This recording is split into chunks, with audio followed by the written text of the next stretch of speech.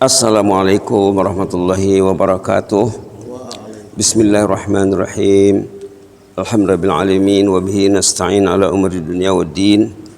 Assalatu wassalamu ala ashrafil mursalin wa ala alihi wa sahbihi ajma'in. Rabbi shrah li sadri wa yassir li amri wahlul 'uqdatam min lisani yafqahu qawli. Subhanaka la ilma lana illa ma 'allamtana innaka antal alimul hakim. Ya hayyu ya qayyum rahmatika nastaghis aslih lana sya'nana kullahu wa la takilna ila anfusina tarfata ain. Alhamdulillah, renungan pagi lanjutan sorotan hari kemarin dan hari sebelumnya tentang pertanyaan Bapak tentang taubat. Macam mana nak bertobat, itu pertanyaan kemarin. Kemarin kita sudah sorot 2 ayat tentang taubat. Penting itu dilihat. Kalau ingin bertobat, lihat ayat Quran tentang taubat.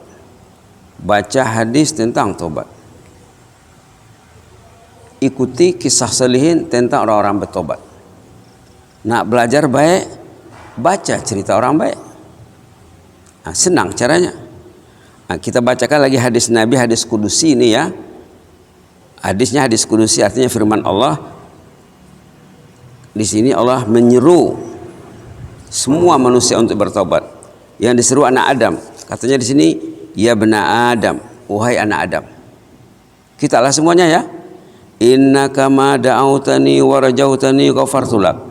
Kalau engkau masih berdoa, masih mengharapkan aku akan mengampuni dosamu. Kalau kita masih bergantung kepada Allah, dengar seruan Allah, datang kita ke rumah Allah. Dengan panggilan azan, oh ini panggilan Allah, ini Allah memanggil aku, datang ke rumahnya. Datang kita. Tahu kita yang ini panggilan Allah, kita mengharapkan keampunannya, Allah akan mengampuni katanya. Ghafartu lak ala ma kana mink. Macam manapun banyak dosamu terdahulu, macam manapun kasusnya, kalau dia masih mengharapkan Allah, berdoa kepada Allah, kata Allah, ghafartu lak. Aku akan memberi keampunan. Berhubungan dengan keampunan ini termasuk nama-nama Allah, ada Ghaffar, ada Ghafur, ada Ghafir. Ini tentang keampunan saja ya. Kalau kita lihat keterangan ulama, Ghaffar itu apa artinya? Mengampun dosa yang banyak. Tidak ada yang banyak bagi Allah. Dosa orang tidak ada yang banyak. Kalau Allah memberi keampunan, sebanyak manapun dosanya akan diampunkan Allah. Allah yang bersifat Ghaffar. Ada lagi Ghafur. Ghafur itu apa kata ulama? Maksudnya mengampun dosa yang besar. Kemarin kita sudah cerita orang yang membunuh 100 orang. 100 orang dibunuhnya. Hadisnya ada di sini nanti. Subhanallah.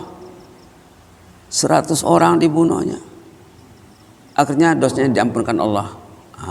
Kemarin kita cerita syarat keampunan kemarin itu bagi orang tadi, pertama dia berguru, bertanya kepada ahli ilmu. Kemudian dia dibimbing oleh ahli ilmu. Kemudian dia mengikuti langkah-langkah yang dibilang oleh ahli ilmu tadi. Kemudian dia mau berhijrah. Dah berangkat, dah jalan, tapi tidak kesampaian, tidak sampai ke tempat yang destinasi yang dia tuju. Ajal sudah tiba. Ajal ini kita tidak tahu. Ajal kita tidak tahu. Tak besok tak lusa. Mati itu tidak mesti sakit dulu. Kadang-kadang suami istri, kadang istrinya sakit, suaminya sehat. Yang sehat diambil dulu. Ada. Suami sakit, istri sehat, diambilnya yang sehat. Ada. Antara ayah dengan anak diambil dulu. Antara kakek dengan cucu diambil dulu. Ada. Itu kerja Allah.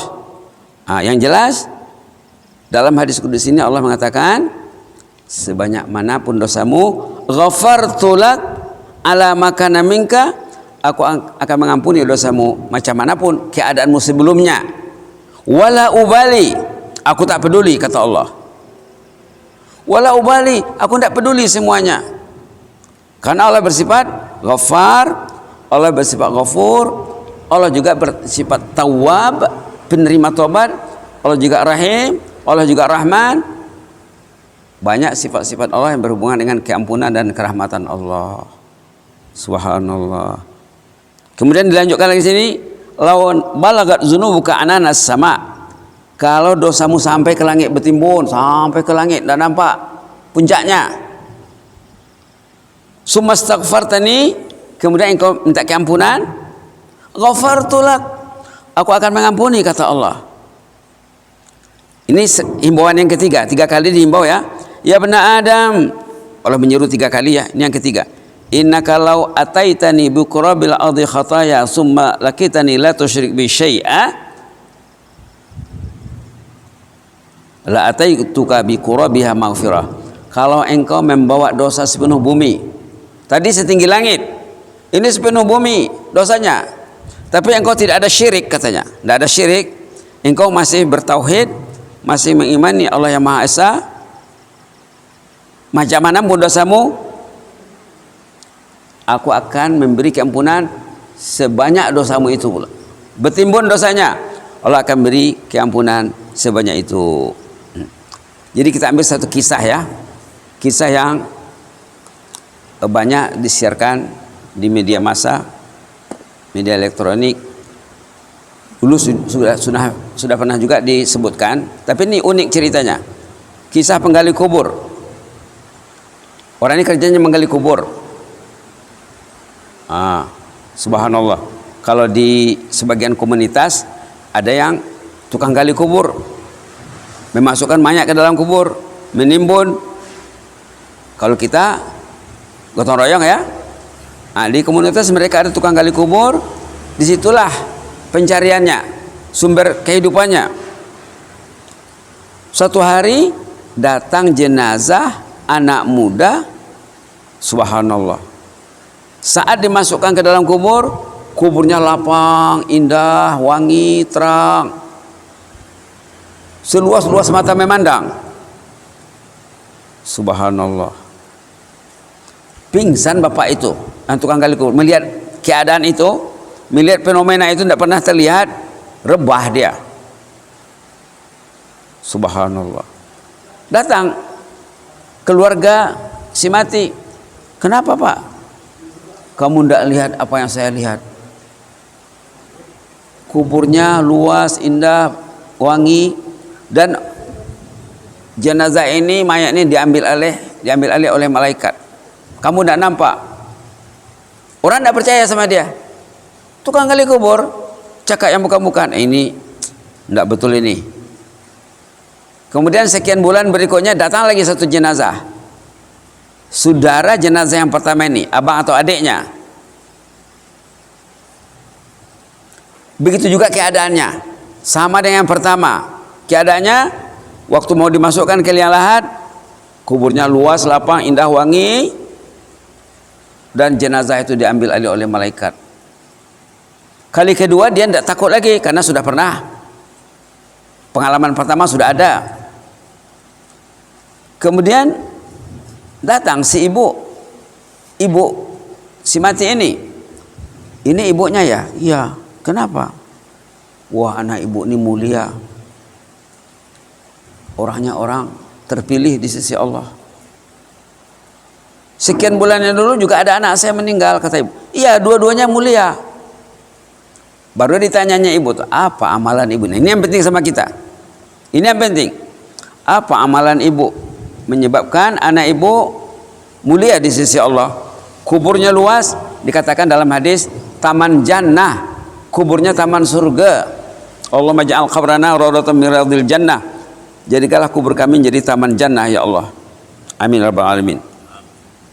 Apa amalan anak ibu ini? Katanya anak yang pertama itu meninggal waktu belajar. Waktu memondok, belajar sebagai menimba ilmu, santri, meninggal waktu nyantri.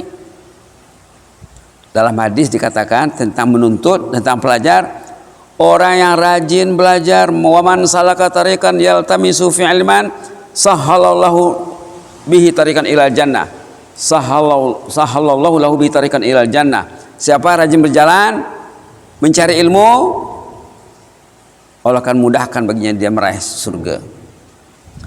Penuntut ilmu itu sedang berada dalam taman jannah. Terbukti sama anak ini. Anak yang pertama meninggal, kata si ibu, waktu belajar di pondok, meninggal dia. Anak yang kedua macam mana, Bu? Anak yang kedua dia tidak belajar, tapi dialah mencari pitih, mencari duit untuk adiknya belajar.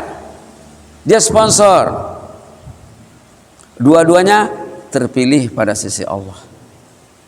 Kita seharusnya sama ada belajar atau anak kita belajar. Kalau kita tidak belajar, anak-anak belajar, carilah anak orang yang belajar, yang kekurangan biaya, dukunglah anak itu. Kalau anak itu jadi orang saleh, orang alim, nanti bapak membantunya, bapak sudah meninggal, pahala bapak mengalir insya Allah. Jadi akhirnya si penggali kubur tadi meninggalkan kuburan, tidak mau dia hidup di kubur. Dicarinya ulama, dicarinya syekh, carinya pondok, carinya buya, belajar. Buya tadi, syekh tadi, Pak, bapak dah hampir 50 baru mau belajar. Selama ini bapak kemana? Itulah katanya, selama ini saya tidak tahu saya akan mati. Saya tinggal di kubur, menggali kubur, tidak ingat nak masuk kubur. Sekarang baru, karena melihat dua kisah nyata, dua kisah benar. Belajarlah Pak, tuh belajar. Umurnya 50, belajar, jadi orang alim. Jadi orang alim, anaknya orang-orang alim, auliaullah anak-anaknya. Subhanallah. Jadi tidak ada istilah terlambat ya. Tidak ada istilah terlambat. Maka dia digelari Syekh, kalau tidak silap, Abdul Hamid Al-Haffar. Di ujung namanya Al-Haffar. Sukunya, marganya Al-Haffar. Apa artinya? Penggali kubur. Terkenal di Syam.